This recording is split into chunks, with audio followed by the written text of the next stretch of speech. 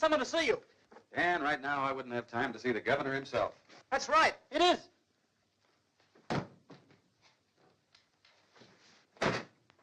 Your Excellency, please, come in. Here, have a chair. No, thank you. What? I'm sorry about all this. That's all right, Christopher. I know you're leaving for Melbourne this afternoon. That's right. I'm opening a branch office. Would you have time in Melbourne to conduct a little investigation on my behalf? Well, certainly, of course. I want you to find a man who's been dead for 7 years. Dead? Supposedly. Now, this is all we have for you to go on. He was seen in Melbourne post office taking a letter from a box. Fortunately, my informant noted the number. Box 24. Mm-hmm. And the man's name? An assumed one. Elliot Fajan. Well, certainly the police ought to be... Not unless it is absolutely necessary. The man is my brother. I see. And if I find he's alive? He must be sent back to England with these orders to the captain of the vessel, and in chains if he resists. Sir John, I don't see how I can accept the responsibility of this. As an American, Christopher, you may not appreciate my position here as direct representative of the Crown. Any scandal here is a personal reflection on Her Majesty. Well, sure, I understand that, but why should there be a scandal? I'll tell you why. But I must also warn you there may be considerable danger. If Elliot is alive, he most certainly will not wish to be found. You see, my brother is wanted in London for murder.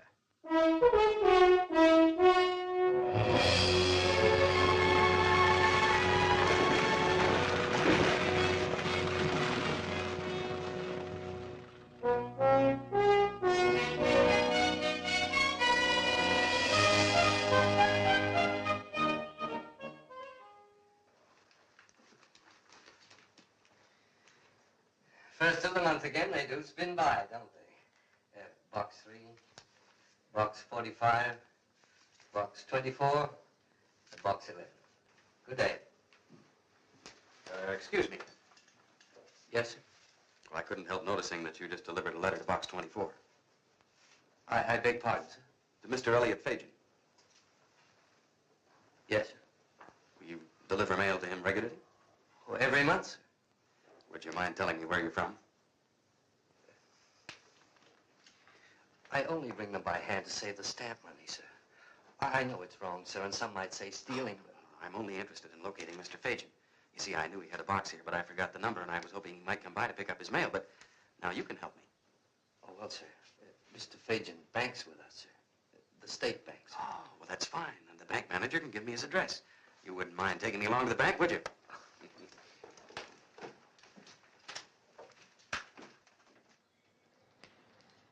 Mr. Tilbert is our manager, sir, and who shall I say is calling? Mr. Fajan. Junior, I'm his son. What's the matter? Oh, but you sounded American, sir. Oh, well, you see, I've lived in Boston for years. My father certainly will be surprised to see me here. I'm sure he will, sir.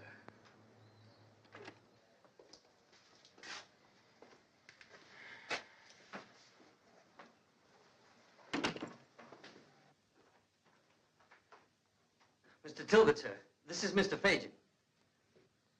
Our Mr. Fajan's son from America. I'm honored, sir. How do you do? Your father's one of our oldest clients. I hope we'll be able to serve you, too. Well, you can by helping me find him. You see, we've been out of touch for quite some Of course, time. Mr. Swan handles his accounts. He'll give you the address, Oh, but, sir, we don't have a home address for Mr. Fajan, sir. but we mail his standing cash order. To a post office box number, sir. Or else he comes here to collect it himself. Standing cash order? Monthly, for many years now. Yes, Mr. Fajan, we're extremely fortunate to have your father's account. That was an amazing gold strike he made. He must be one of the richest men in Australia. How's the old gentleman looking? Do you know, sir, curiously, in all these years, I've never had the pleasure. But we correspond. He's most satisfied with the way Mr. Swan looks after his affairs. Have you seen him recently? And not since last month. But he's very hale, sir, rest assured. And I believe I see quite a family likeness. Well, you've been very kind. Sir, why not leave your address with us? And then we could pass it on to Mr. Fajan should he come in. Hotel Bellevue. Thank you very much. Good day, sir. Well, I'll see you out.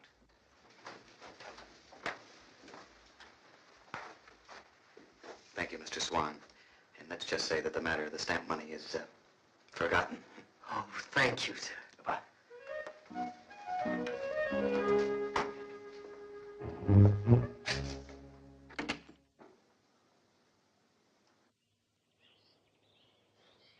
Would you look up, Wilfred?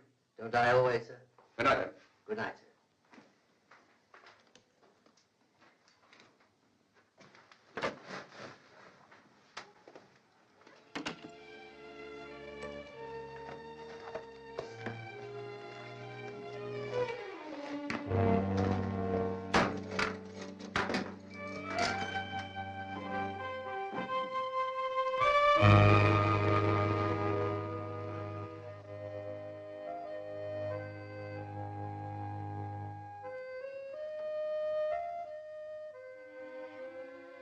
$2 o'clock, Chris.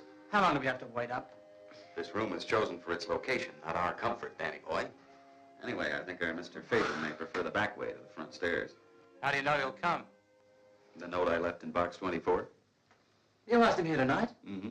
Or I told him I'd be at the police in the morning. Maybe Mr. Fagan just happens to look like the governor's brother. No, it may be, but I'm still anxious to know why he's so mysterious. As far as I can find out, only one man in Melbourne's ever seen him face to face. You stay awake. We may be the next to see him. He won't dare jump the both of us. Let's get some rest. It's been a long day. Call me if you get murdered.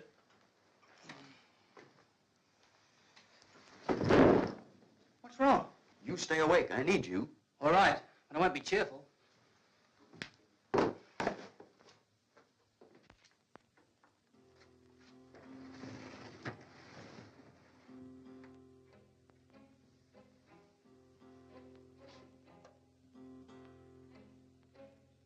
There. Now our friend can announce himself when he arrives. Dan? Dan? Don't tell me that boy's going to sleep again. Now, come on, Dan. You can't be that tired.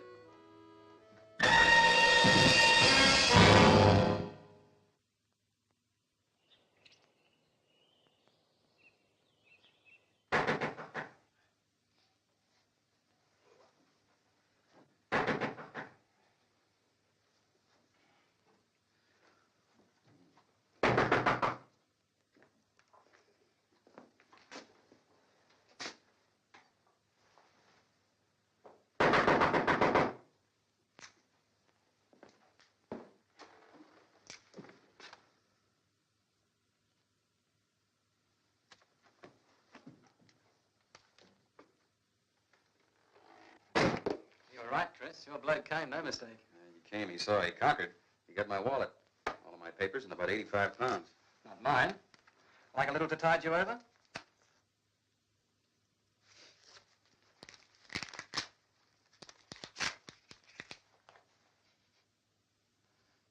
That's the kind of letter I like. It's an invitation. Who's it from? Miss Anna Eddington, Sir John's niece. The governor's niece? Mm-hmm. Dear Mr. Cobb, a letter from my Uncle Sir John reached me only this morning, so I trust you will forgive the seeming rudeness of such a late invitation. I'd be honored if you'd join me for dinner this evening at the above address.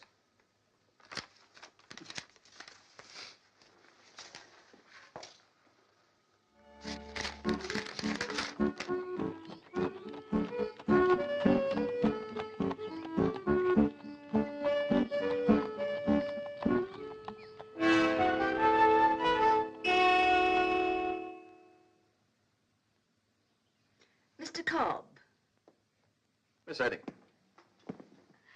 won't you come in? thank you. I thought awful about such a last-minute invitation. Well, I was delighted. Even more so now. Please, sit down. Thanks. A glass of sherry, Mr. Cobb. Yes, please. Thank you. Uncle John mentioned your mission. I've been dying of curiosity since I hear it concerns dreadful old Uncle Elliot. Sir John didn't tell you? Only that it was too important to put in a letter. That just made it more tantalizing. Well, Miss Eddington, it's possible. As a matter of fact, it's very likely that your uncle is still alive, using the name of Fagan. But how? That's dreadful. Well, a man by that name has an account at the state bank. Now, the bank has an order to deliver a considerable sum of money to Mr. Fajan every month. Well, every month, that money is sent to a box number at the post office, and every month it's collected. 2 weeks ago, your uncle was recognized at that box. Dear. I presume Uncle John has told you about everything. Yes, and I sympathize. What did he want you to do? Well, he's naturally very anxious for his brother to be returned to England as quietly as possible to face the murder charge. I see. Have you mentioned this to the bank? No. That would involve the police and publicity. I don't envy you this job, Mr. Cobb. Well, neither...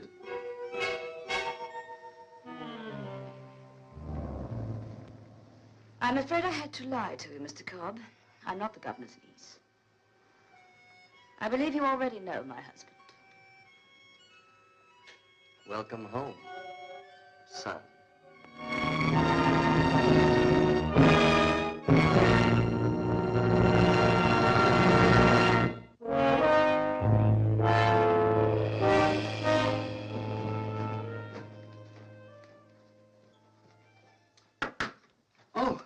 Good morning, sir. Where's Mr. Cobb? I beg your pardon? He didn't come home last night. His bed hasn't been slept in. Who was the gentleman? Cobb? Christopher Cobb? I'm sorry, sir, but we have no one in the hotel with that name, sir. Don't lie to me. You saw him. We came in together. Oh, you mean Mr. Fajan, sir? No, I don't believe he has returned since last night. That note that came from yesterday morning. You know who brought it? For Mr. Fajan? One of your boys brought it up to the room. Oh, I don't think so, sir. I would have remembered sending up a message to Mr. Fajan. It wasn't addressed to Mr. Fajan. It was addressed to Mr. Christopher Cobb. The note to Mr. Fajan was addressed to Christopher Cobb. Listen, where can I find the governor's niece? Who? Sir John's niece, Miss Eddington. I don't know, sir, and please let me go or I shall call a constable. A constable? That's a good idea. Thank you.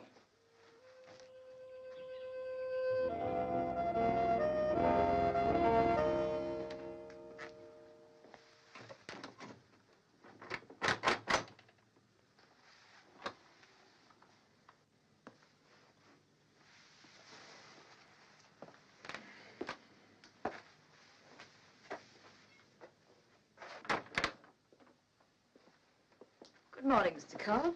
I trust you slept well. Under the circumstances. I'm sorry we had to wake you so early, but you have a very busy day ahead. Oh? You deserting your post at the bank today, Mr. Swan? Well, Mr. Tilbert was kind enough to give me the day off. You see, I have a dear old mother, very frail, who's given to taking turns for the worse at opportune moments.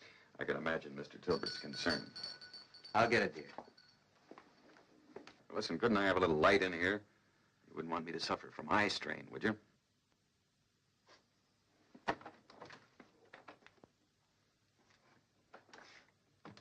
Mr. Cobb, I know you're bitter, and with reason. But so are we. It's terrible living like this, always in hiding. And the strain on Elliot, leading a double existence. The usual penalty for murder is even more unpleasant. He's not a murderer. I think that's for the court to decide. No. I know better than any court. Mrs. Fajan. Better than anyone alive that Elliot didn't kill that man. How? Because I did. The man I killed was my guardian. I have no relatives. He was a vicious drunkard. Elliot and I were in love, but he'd opposed the marriage. He said because of the difference in our ages, but that wasn't it. He was in love with me himself. And he found out that Elliot and I planned to run away to Australia. That night, he became very drunk. He attacked me. Elliot had given me his pistol. Well, couldn't you have proved it was self-defense? Elliot thought no one would believe me. You see, my guardian was a highly respected man. Why was your husband accused? I didn't know until it was all over. To save me, Elliot confessed to the murder and wrote a letter to the police. Wasn't he arrested? When they came from him, he was already on board ship for Australia. Running away proved his confession. He tried his hand at prospecting, and he made a very rich strike at Bendigo. Then he sent for me. Mr. Cobb, I've told you the truth. Now judgment rests with you. The governor's thought his brother dead. If you help us, there's no reason why he should change his mind. We'll leave Australia.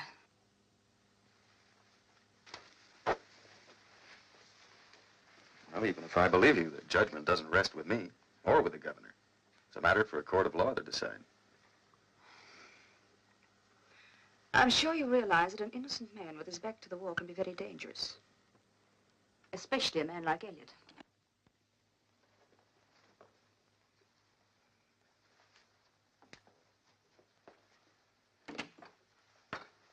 Mr. Cobb, you must concede that your presence here is, to say the least, a nuisance. Yeah, I suppose so. I guess most people like to think about the possibility of leading a double life. You've done pretty well at it. Then you can understand my desire for its continuance. Luckily, you yourself have provided the means for that. This letter you were carrying from my brother. Official instructions to the captain of the ship that the accompanying prisoner be taken back to England in chains. But it doesn't say who the prisoner is, Mr. Cobb. Well, I'll tell the captain. I'm afraid you'll be in no position to impart the information. I hope you're a good sailor, Mr. Cobb. Anna, we'll let our guest have his breakfast in peace.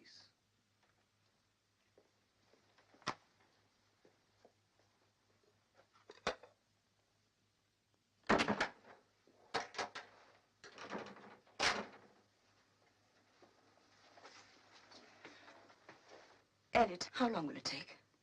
The stuff's potent. 10 minutes, and Mr. Cobb will be ready for shipping. I hope it won't harm him too much.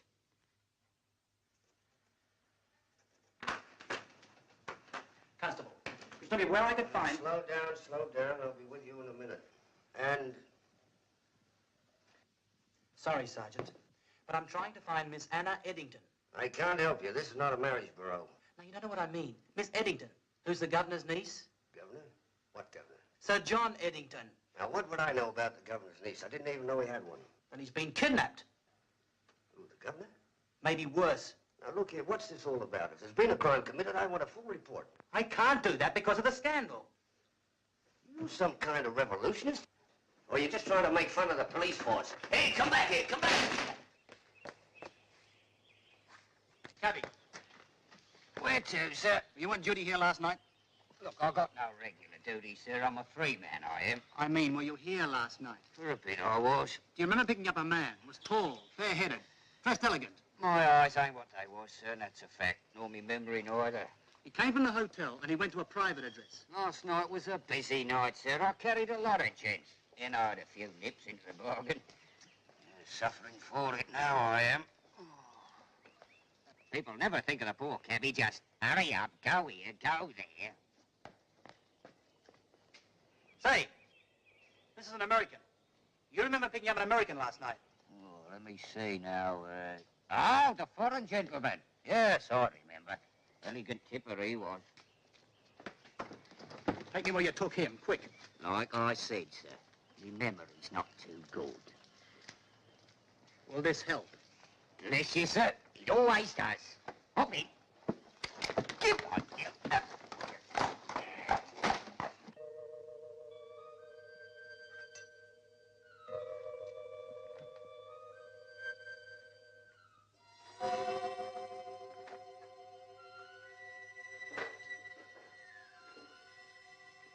Is it time?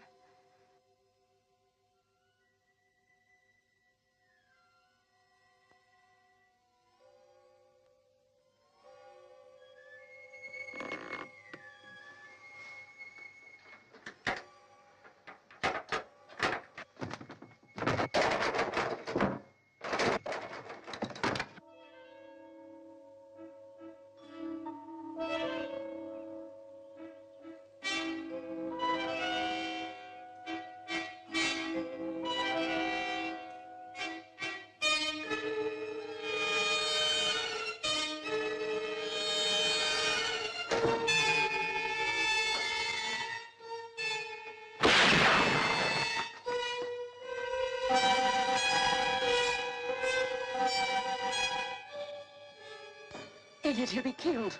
It's his own fault. Come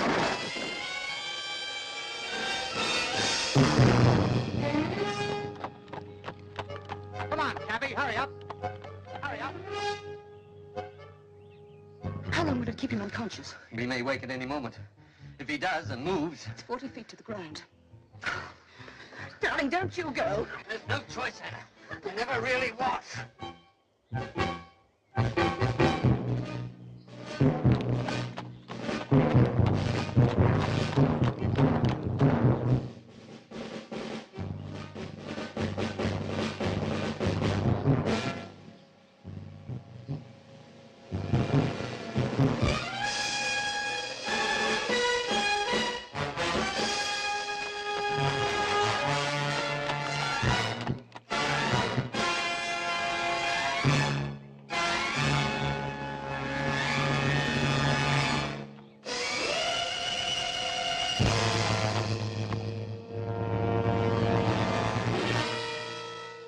Don't move, Mr. Cobb.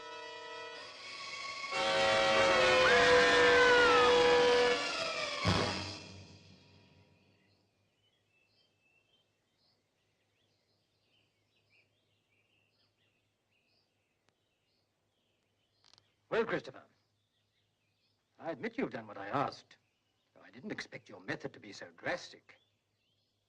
However, since the doctor says the break will end as good as new, I still thank you. I'm glad you're going back voluntarily, Elliot. But you'd better hurry. The ship's waiting. Go in your coat? We've nothing to hide now, any of us. Here's my statement of your voluntary surrender, and Mr. Cobb's, that you risked your life to save his. Perhaps I'll say what you did was wrong, but I'll have to admit, she's well worth it. Thank you, John. Goodbye, Mr. Cobb. Goodbye and good luck. John, thank you. Goodbye,